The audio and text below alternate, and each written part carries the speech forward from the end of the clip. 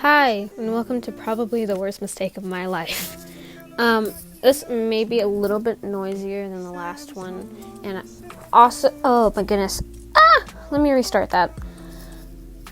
This episode, or podcast, or whatever you'd like to call it, is going to be a lot more emotional type of based, if that makes sense, because I feel like we really, our generation just doesn't talk about feelings, like how we feel about certain situations. I feel like enough, other than like the hypotypical sad depresso espresso type of thing, which is so stupid. Also, I'm gonna be like messing with a bunch of crap because this is the only way that I feel comfortable talking.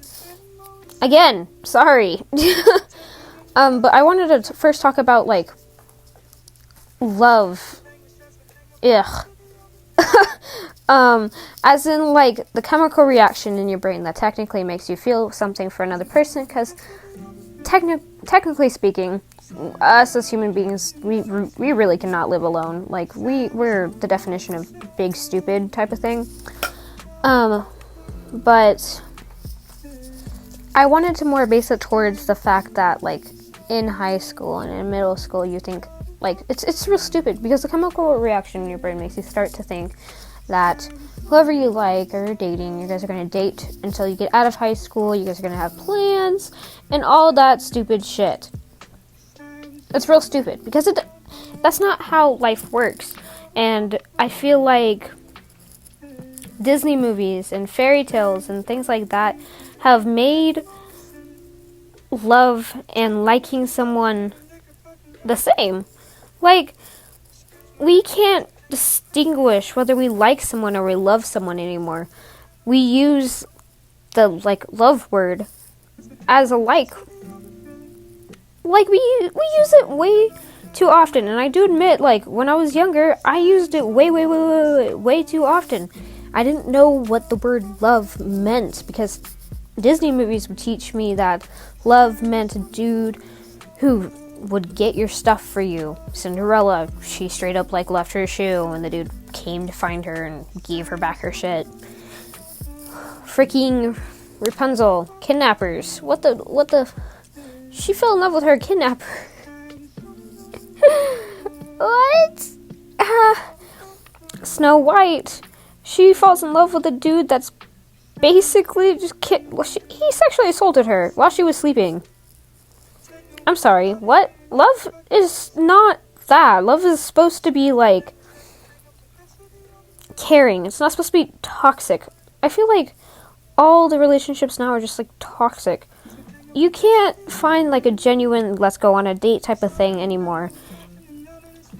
And on top of that, it all ends the same. So the love statistic for high school is about 2% of all high schoolers end up leaving high school with the person they dated in high school. But then you start looking at the other statistics, such as 50% of all married couples end up getting divorced. And the other, I believe it's 25% aren't even in love. They do it for financial reasons. I'm sorry, what? At this point, love and finding a relationship are not in our favor at all. It's, the society that we live in, in, the 50s, I believe it was, less, divorce was shunned upon. Now it's just kind of oh, let's get married, and then I can divorce you. Even though divorcing someone costs way more than marriage. What? What? Especially, oh my god. Okay, with the whole freaking having a child, the whole abortion issue in law and stuff that's going on. Do you know how much it is to give birth to a child in a hospital where you know you aren't gonna die? Jesus Christ, my guy, it's so expensive. I was literally sitting there watching a few TikToks or whatever. I know my resources are bad, but still.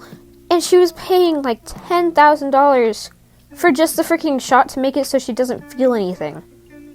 Well, I'm sorry, are we supposed to give birth to these babies in pain or something? I mean, of course, you can do an all-natural, freaking what's it called? Swimming pool birth or like bathtub birth or whatever that is, but that doesn't guarantee the life of your child. Considering that there's so many GMOs in our food that can like F up your kid. Like, the fact that we ingest so many chemicals and we're still alive is like weird. Considering our ancestors would make it to like they're 100 something, and half of us are making it to like 30 possibly.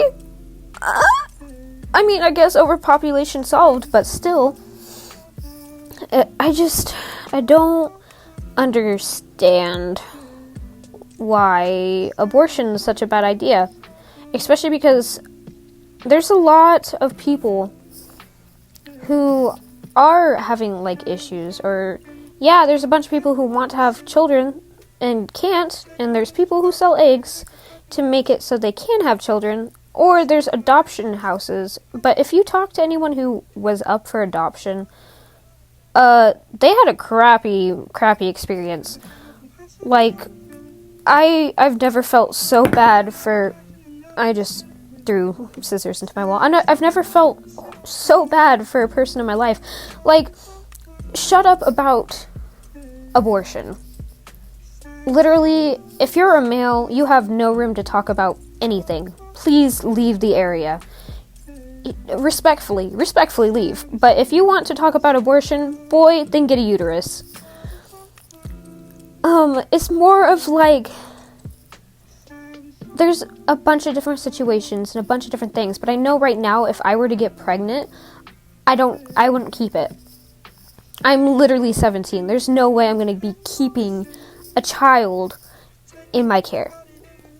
And then you're like, oh, but you then use protection. Protection isn't always accurate. I'm sorry.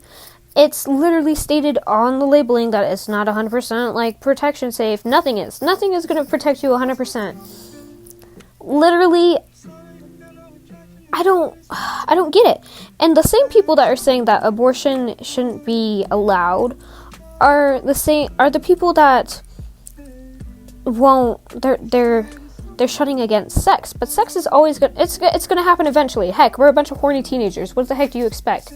If anything, you need to be prepared for it. So, I don't... If anything, instead of rioting at women who are struggling and having to get rid of a child, because trust me, it is hard to abort the fetus. It's just more of like, why are we going there? And on top of that, women are being shunned for fixing themselves because of this issue. I'm sorry. I do sound like a feminist, and maybe I am, but I feel like men are just as equally to blame. As in, if you are so upset about someone killing, it also depends on, like, if it's born and you're trying to kill your child, that's not it. I'm sorry. That's not okay. Give it up for adoption. Don't freaking do that. I do admit that there's some parts and stages where I'm like, what are you doing? But I feel like if it's inside your body and you want to get rid of it, then do it. Because this is America, and technically it was made to be free. It's meant to be a free country. Therefore, I don't see the issue when it comes to people getting upset. And literally, all the videos that I've seen, it's just men. Men are sitting there rioting, being like, this is a fetus. You're going to kill an innocent life. The life has not been born. Straight up, and on top of that, who would want to bring a child into such a generation as this one? I do not understand. At all. And yes, I get upset about it, because literally, there is chicks who I've talked to who literally struggle. They struggle so hard with their bodies and being financially okay, but you want us to give birth to a child that's going to cost more than a house. I don't understand what you need from us or what our responsibility is. Not to mention, we're already struggling with overpopulation. If you really are going to be like that, since you're a bunch of old people, straight up, we'll just take you out. well, we'll make an age limit or something like that, but I find it completely stupid that if you have not heard, there's a rumor going around that people are trying to ban women from drinking from the ages of to the ages of 18 to 50. They're trying to take away the drinking laws or whatever and make it so women cannot drink in between those ages, because we can give birth to kids, and that's when we're fertile. Are you fucking kidding me? What? That makes negatory sense. None. It's just so stupid. It's so stupid. Anyways, moving on to the next topic or whatever, because I'm getting heated and I really shouldn't get heated about such a subject. Have you ever gone into, well, not gone, have you ever looked around? I'm assuming that the people who are listening have been to high school.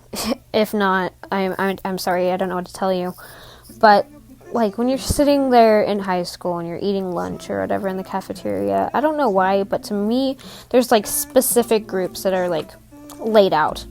There's always I don't know, I pay way too much attention when it comes to high school and groups. But there's always the sports group, or I don't know why, but the sports group is the semi-popular group where everyone knows who they are, but they usually just hang out with themselves.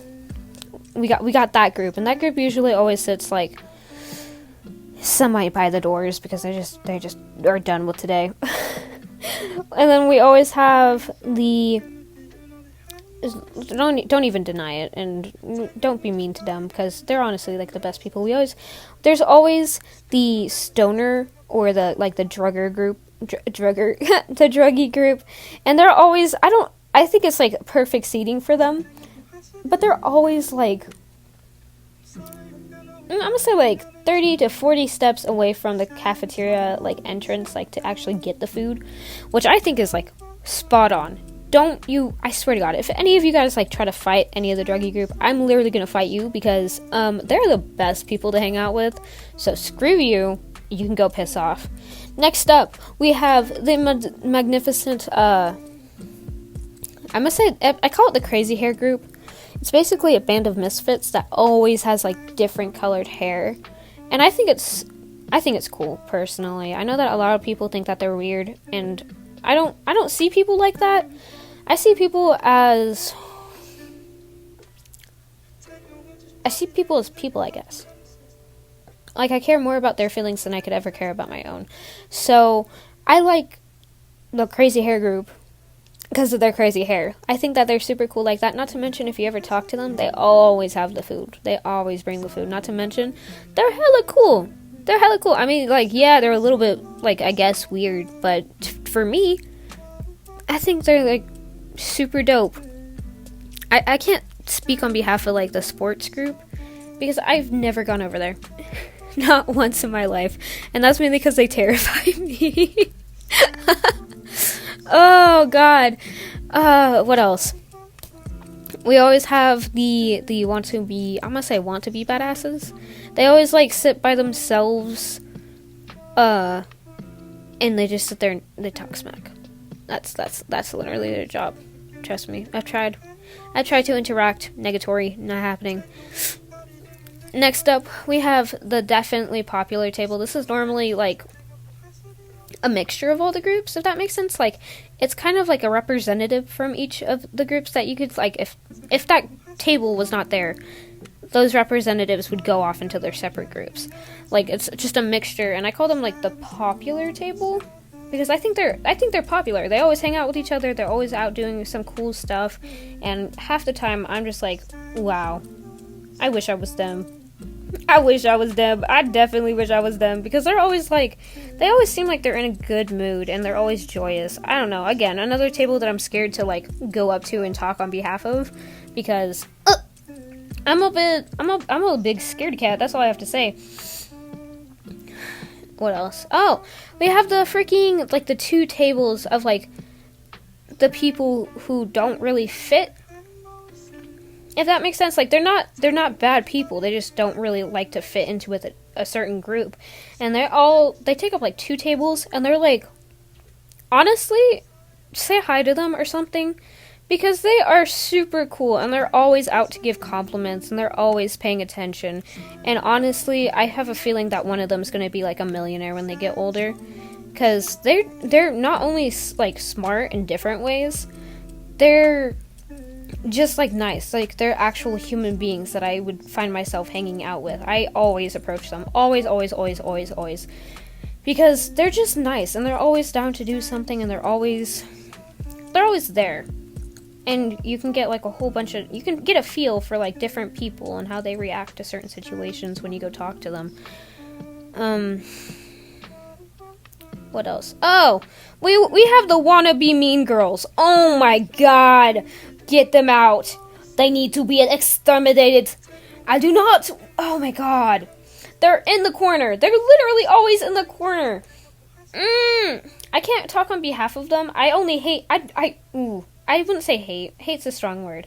I only dislike a few of them, and that's just because they try to start so much drama. Like, unneeded amount of drama. I swear to God, one of them straight up sent a booty pic to, like, one of my exes when we were dating.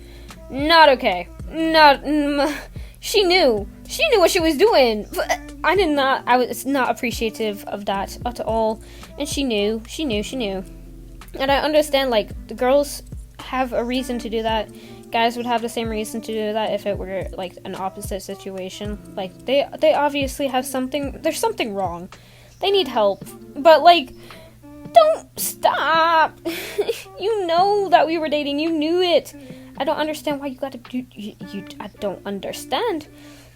But, like, they're wannabe mean girls. Like, they try to be badasses, and there's, like, a few of them that I actually, like. Like, I actually, like, consider hanging out with them.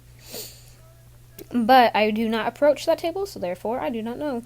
And that's mainly because they're mean. I don't want to deal with mean people. What else? Oh, we have the second sports group. There's 2 sports tables. There's one sports table that's usually like soccer, baseball, football, and cross country, I think. But there's a second sports group. It's not as big, and it's usually the basketball players. They always sit together. I don't understand, and I know that they're always like friends with each other, but it's always the basketball players that are sitting next to each other, and I find it like fascinating because if you ever paid attention to me last year, junior year or whatever, I literally sat on the other half of the table with my best friend.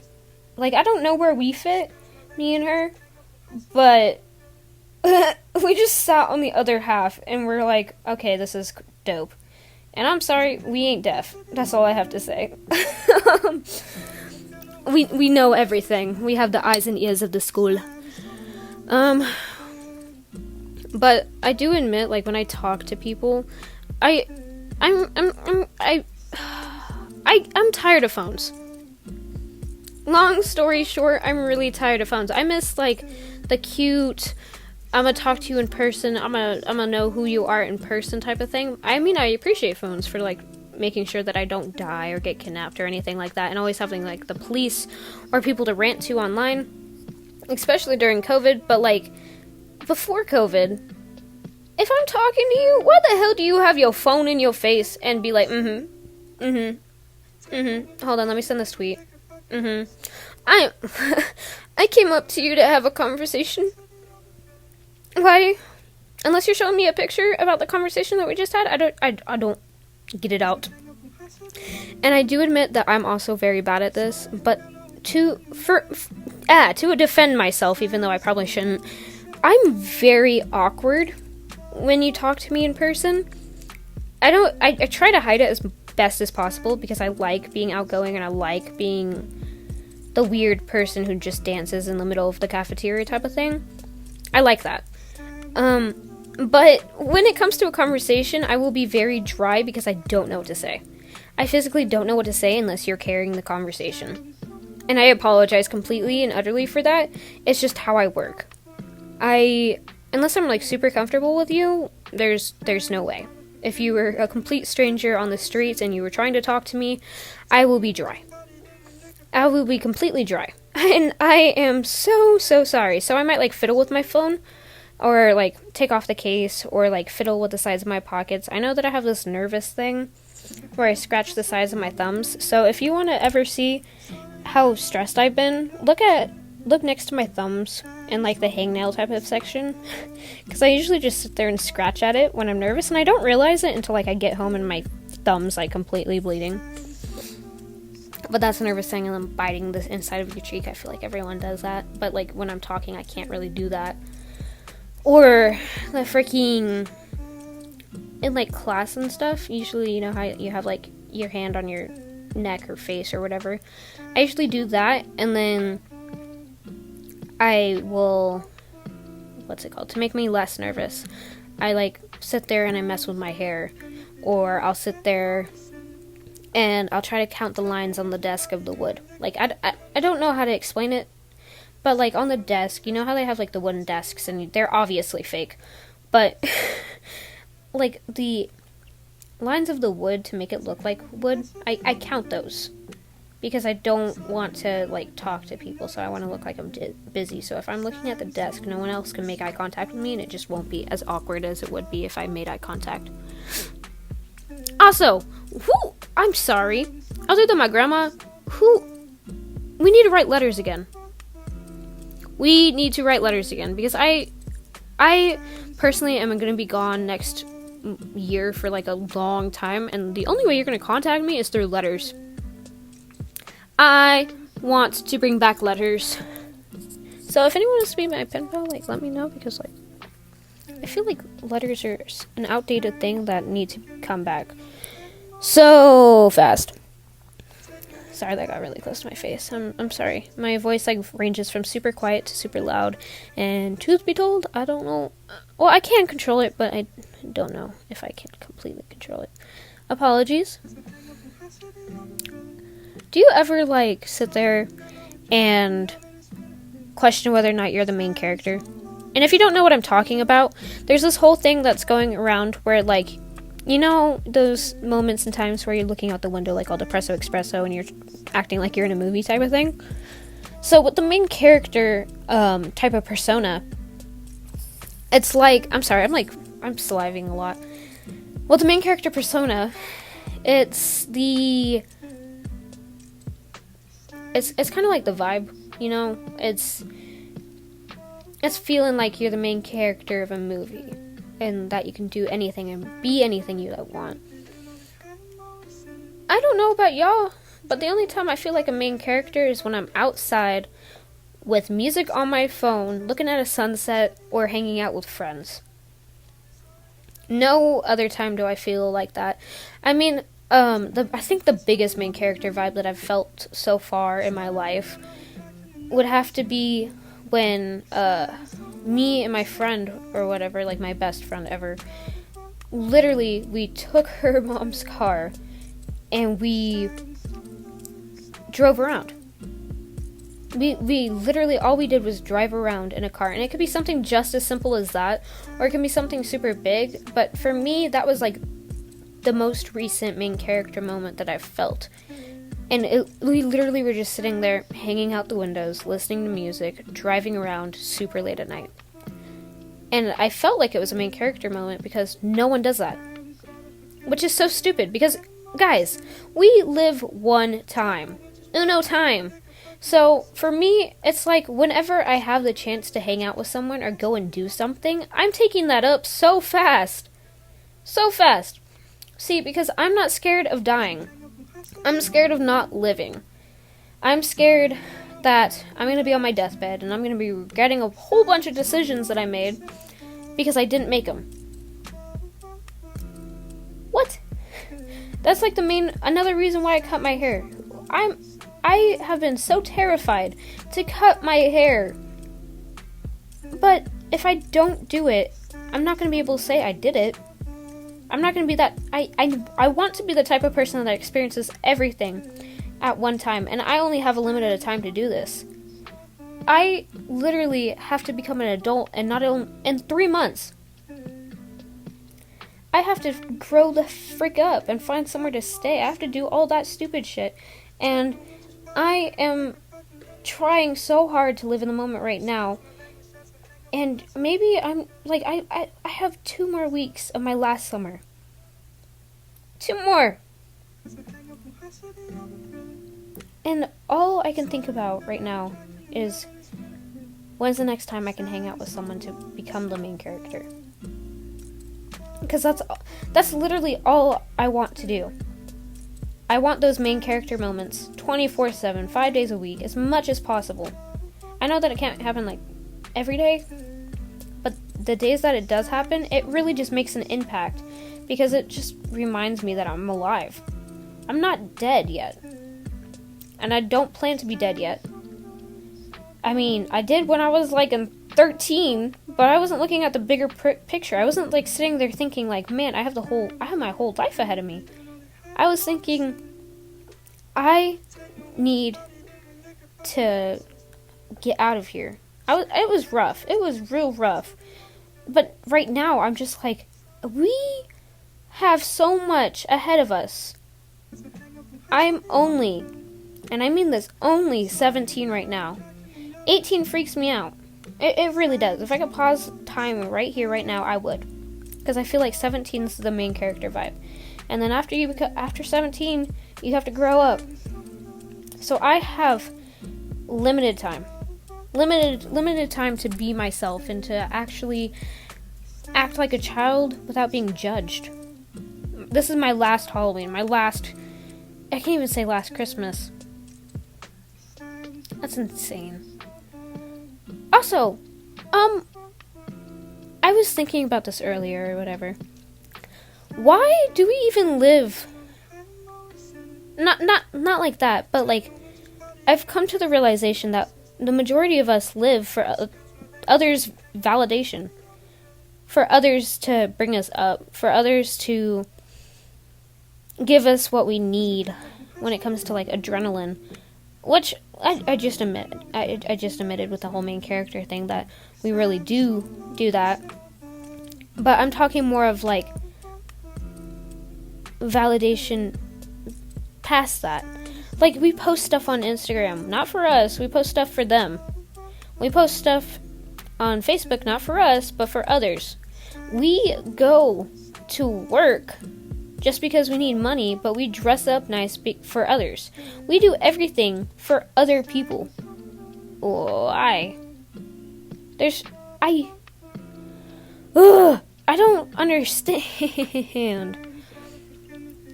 I mean, I do understand, because technically we live in a world where we can't live without other people. If we were to live without other people, man, this would be a boring life. That's the same thing when we say, well, I mean, if you were the last human on Earth, maybe, because we would most likely do it. There's no way that we would go and try to find validation from a sheep. Even in, like, those lonely survivor movies, they have to go talk to a tree or something and then do stuff for them. We need validation from others in order to feel whole, and I find it weird. I'm not going to say that I don't do it, because I most definitely do it. I definitely did it before. It's just slowly, like, emptying out. Like, I now am comfortable dressing the way I want, but I will abide by the school dress code, because that's just how it is. I'd rather not go through the argument or even, like, the confrontation of that. But if you catch me on my Insta, that's a different story. I don't do it for attention. I don't do it anymore for any of that. I do it for the fact that I am finally confident with my body, and I'm confident with who I am today. And not a lot of people can say that.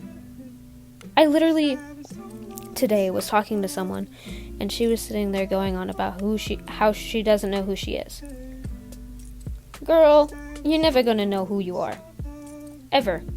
You'll never know. I still do not know. And I mean, like, in kindergarten, they try to make you sit there and be like, what do you want to be when you grow older? I'm sorry. Half of us said either princes, some astronauts out there, and then a wizard. We do not know who we're going to be. We don't know a direct career choice. We don't even know what kind of person we are until, like, it's pointed out, kind of, I guess. The only reason why I feel like even sharing any of this stuff is because the 4th of July, at the 4th of July or whatever, I was sitting there and I was dancing with a bunch of my friends in front of, like, I'm gonna say about 200 people. Mainly just because the music was, I'm sorry, fire. And dancing, it made me feel like a main character again. So I was dancing up there with all of them or whatever, and I decided to take a water break. And there was this random chick that came up to me and was like, yo, my sister thinks that you're really cool and thinks that she likes your style, but she isn't as confident as you to wear it. And I was like, confidence? Pfft, you think I have confidence? No, I just wear this because I like it.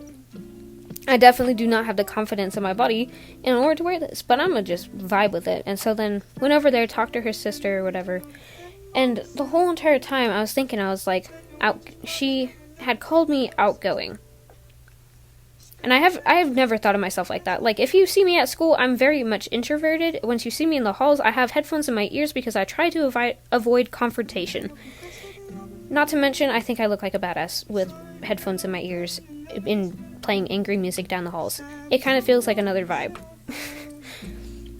And it's just, it's so confusing to me sometimes why people act the way they do. I mean, yeah, I know myself a little bit more than I did when I was 13, but that's because of high school, man. High school changes you in a different way. Like, I lost all my friends freshman year. And then, continuing forward, I only got one true one. Then following that, I jumped from, I'm not gonna lie, I jumped from guy to guy to try to feel better about myself. Any guy that literally batted his eye at me, I thought it was a validation calling. And to the people I am naming, oh, I'm not gonna name you, but to the people I dated from freshman year till now, I am sorry. I am so sorry. Because I'm gonna be honest, the person that I was is not the best. And I did not mean to use you in those type of ways. I did not mean to hurt you like that. Because I know that one of them actually liked me. And then I hurt him. And then I got back with him just for him to hurt me as a get back type of thing. And I'm so sorry to you. I mean, what you did was kind of messed up, but to be fair, it's my fault. I think the only person right now that I'm not going to apologize to that much is my recent heartbreak, I guess. If anything, I want to apologize to him for wasting his time. Because I did not mean to do that to him. I hope that everything's going well with all of them. And I'm sorry that I had to use your guys' expertise till now to try to fix myself. Because I was hurting. Oh my god. We're not getting emotional like this. Heck, negatory. But when I mean to heal myself, I mean, before freshman year, I had, fallen head over heels for a guy that I did not know that well at all. He was also the first relationship that I felt like I actually had. Like, the relationships in middle school, those don't count. I'm sorry. I did not even hold a single guy's hand, let alone kiss somebody.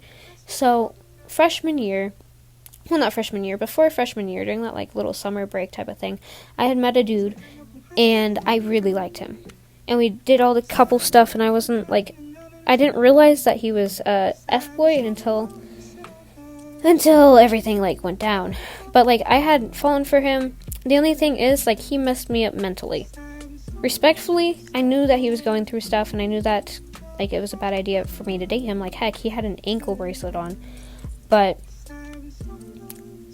literally, I was every night hoping that he wouldn't kill himself.